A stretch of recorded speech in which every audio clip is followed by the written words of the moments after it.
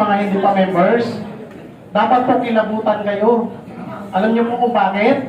Yung kumpanya na naatenan mo ngayon, nagsisimula pa lang. Karamihan po nang yumaman ng sobra sa ganitong negosyo, yung mga nauna. Part kayo ng pioneering. Isipin nyo nag-start kami October 8, 2023. Ilang buwan pa lang yung kumpanya? Almost 8 months. May opisina na tayo sa Cebu. May opisina na tayo sa Davao. Meron na tayo sa Cagayan de Oro.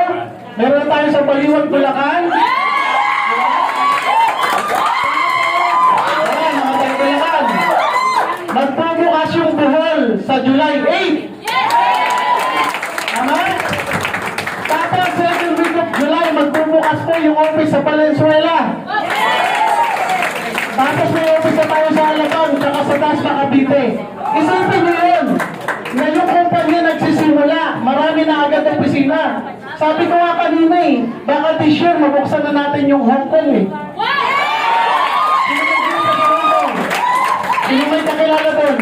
Isipin nyo guys, pag hindi ka sumabay ngayon, baka next year ma-invite ka ulit. Tama ba?